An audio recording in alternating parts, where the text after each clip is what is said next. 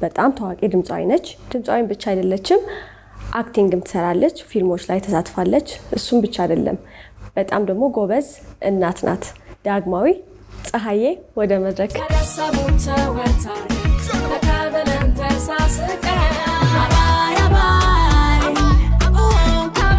ሲንግል ማም ወይ ደግሞ ብቻዋን ልጆቿን የምታሳድግ እናት ሀገራችን ውስጥም እየተለመደ ሄዷል። ማለት ጥሩ ነገር ባይሆንም ግን ያው ሰዎች ይጋጫሉ፣ ይለያያሉ። አንድ እናት ለብቻ ልጆቿን ስታሳድግ በእርግጠኝነት በአንድ ነገር ተገዳ ነው ሊሆን የሚችለው። ፈልጋው ሳይሆን ሳትፈልገው የምትገባበት ነገር ነው ሊሆን የሚችለው። ለልጆች ሲባል አይደል መስዋዕትነት የሚከፈለው። ውጭ ሀገር የወንድ ሳፖርት በጣም አለ። ልጆች አስተዳደግ ላይ በጣም ሳፖርት ይደረጋል።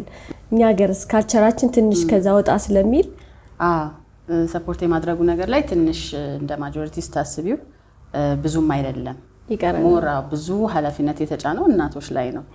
ብዙ ጊዜ ራሳችን እንረሳለን።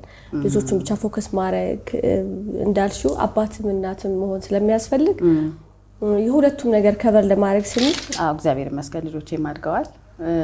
ሞር ሙዚቃው ላይ ፎከስ አድርጌ እየሰራው ነው። ኢቭን የተከታታይ ድራማ ስክሪፕቶችም ተቀብያለሁ። Yes!